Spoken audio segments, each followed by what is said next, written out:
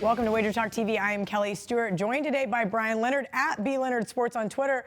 But before we get started with Bryan's power ratings for the NFL, I want to give you guys a nice early bird special for the NFL through Super Bowl, $8.95 normally, but from now until Sunday at midnight, you can lock all of Bryan's plays down for the NFL. That includes his 5% best bets.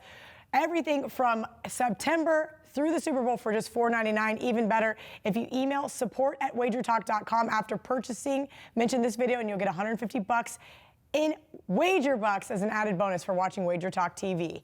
All right, Bryan, let's talk NFL power ratings. Obviously, a little different shift from when we talked about doing college power ratings. I'll let you start, and then I have a few questions for you. Yeah, first thing I want to talk about is people talk about power ratings and power rankings. There's 32 teams in the NFL, and that's a ranking, 1 through 32. A rating means the actual differential between each and every team. A lot of people, when they're looking at the NFL, you've got to realize you have scoring of 3, 7, 10. Those are your three key numbers. So a lot of times when the lines maker comes out, he doesn't want to go off of those key numbers. So, but when we're talking about power rating, the difference between the pros and the Joes is the pros bet numbers. And we hear this all the time. Yes, always. People always are like, oh, you hate my team. I'm like, I don't hate your team. I just feel like each and every week for the last 4 weeks or so, they've been overvalued. That's right. Yeah, the pros are betting the numbers and the public is betting the team. Let's say Cleveland's playing Pittsburgh. I love the Browns. Just the guy out there says, I love the Browns. I'm going to bet the Browns. Okay. What do you mean you love the Browns? Well, I think they're going to beat Pittsburgh. Okay. If you're laying the Browns against Pittsburgh, let's say the Browns are at home. 3-point favorite? You're gonna lay 3 points? Yeah, I'll lay 3 points. Are you gonna lay 6 points? Well, no, I don't want to lay 6. Well, you don't love the Browns. You love the number of 3 with the Browns. Would you lay 4 with the Browns? Yeah, I think I'd lay 4 with the Browns. Would you lay any higher? No. Okay, well, we set that number right there, the Browns -4. What number would you need to take the Steelers? Oh, I don't want to bet the Steelers. Well, you just said you'd only lay 4 with the Browns. So at 4.5, when you start looking at the Steelers. Would you take 6 with the Steelers? Yeah, I guess I'd take 6 with the Steelers. Would you take 5 with the Steelers? I don't know. 4.5 then? No, I wouldn't take it. So basically, you lay 4, you take 6. So basically, your line is telling you by your numbers that the line should be around 5.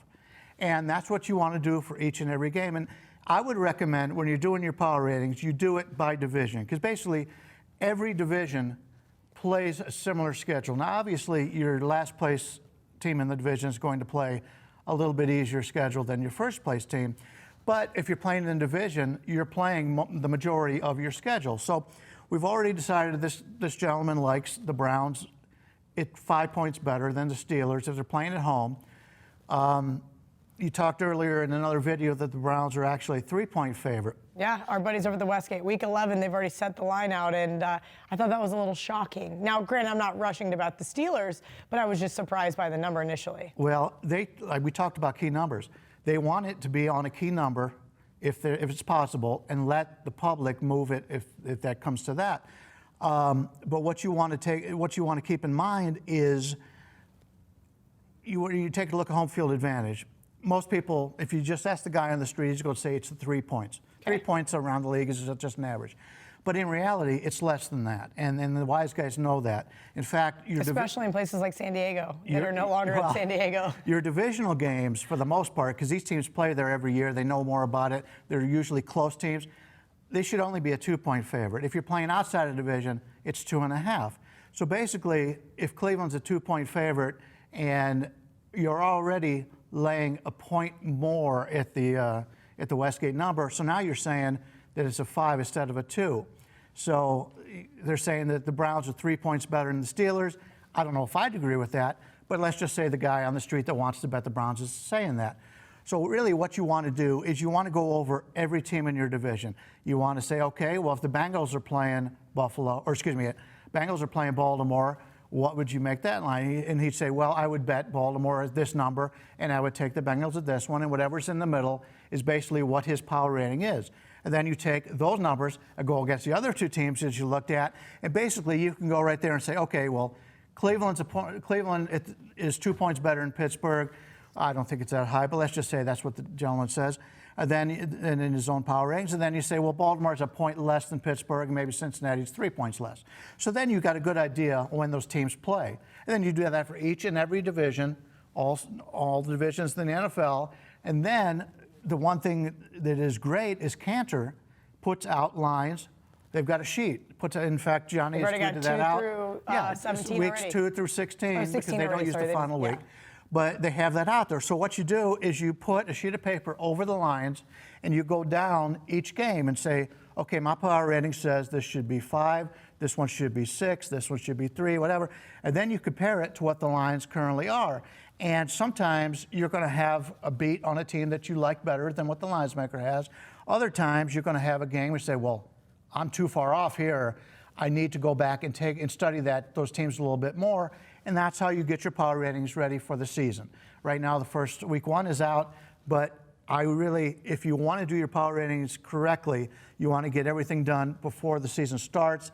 And I would ignore that kind of stuff right now until you got your power ratings, and then you can compare them. And then start going through each and every game. Go each and every game for week 1, and then all the extra week. How do you make a fair number? What's your fair number is what you're talking about is when the guy says, I will bet this -3, I would take 5 this way. So basically your fair number is 4. 4, okay. And that's what you would use. All right, perfect. Do you have anything else we want to touch on? I know we kind of breezed through this one. Yeah, basically when you're doing your own power ratings, the reason I use the NFL is there's so much information out there in the NFL.